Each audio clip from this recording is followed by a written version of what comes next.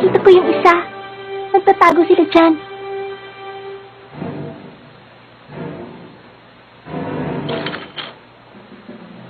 Sumpain kayong mga spider. Kung aatake kayo, di ko kayo uurungan. Huwag mong gagawin niyang kurapit ka! Wala tayong laban sa tatlong yan! Madadihado tayo! Maghunos dili ka!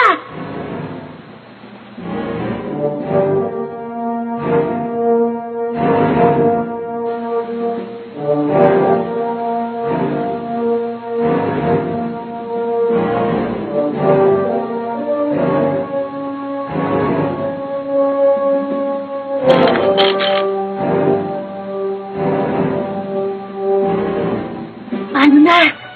Ano na? Ha? Bahala na. Kailangan ko ng kumilos.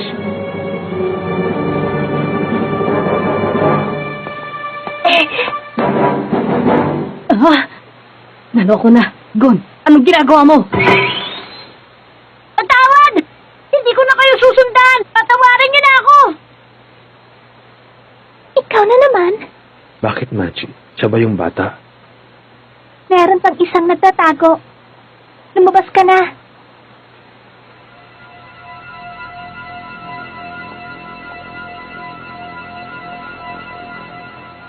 Anong kailangan ninyo? Wala nang gatipala kapag kami nahuli nyo. Ano? Talaga? Bakit naman?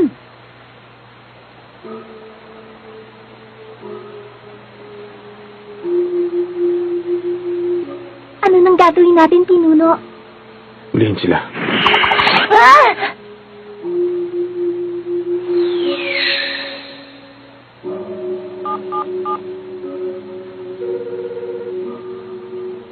Si Fix ba to? Ako to. Pumunta ka sa Bechitaki Hotel. Mas mabuti kung dito natin sila tatapusin. Hindi. May pakinabang pa sila. Kung may kaugnayan ng mga yod dun sa nakakadena, mas mabuting dakpin na lang sila. Kung sa bagay, tama nga naman.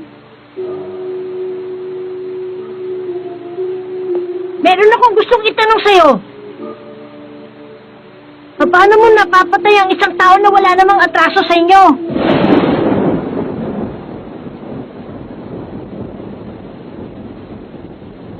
Kahit sumuko ka na, kitang-kita pa rin ang galit mo. Nakapagtataka. Tungkol dun sa mga tanong mo, mas madali kasi kung wala silang atraso sa akin. Mahirap ang sagot dyan sa tanong mo. Hindi ko masabi ang dahilan. Pero hindi ko ito ginusto. Pero kung pag-iisipan ko, hindi ko nalang sasabihin. Ano ba siya? Pinuno, Diretso tayo sa hotel. Hihintayin natin doon ang grupo ni Finks.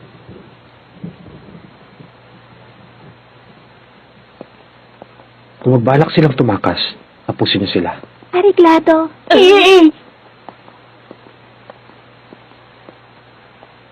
Kailangan dumistansya tayo sa kanila. Kung hindi, matitikman nila tayo. Delikado sila kapag magkasama. Kainis. Kailangan mo magpasensya. Hurapi ka. Alam ko na yon. Kung alam mo, gawin mo!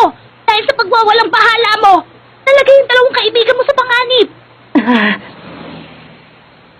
Alam mo ba kung bakit kusa silang sumuko sa grupo na yon? Alam mo ba? Kapag nahuli ka nila, wala nang makakapigil sa spider. Pasensya na. Kahit sino naman ay pwedeng magkamali. Ang importante ngayon ay mahabang pasensya. Tama.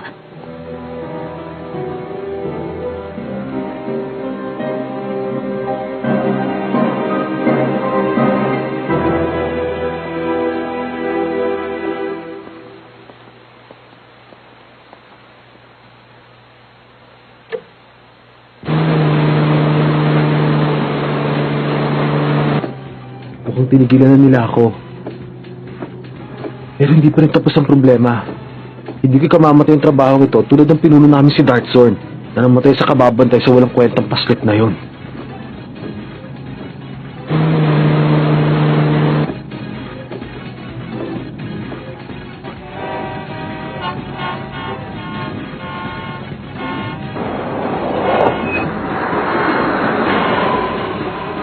Pambihira naman. Ang lapit-lapit na ng Vegetable Hotel. Kaso ang traffic eh.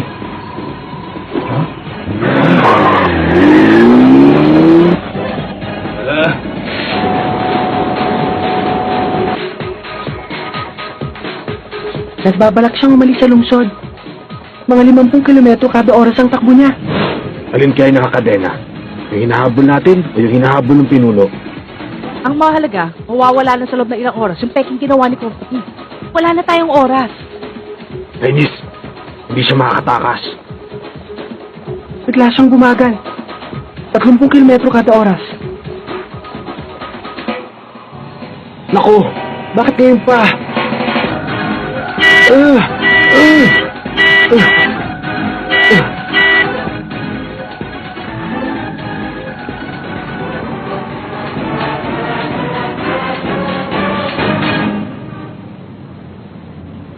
Cordabi,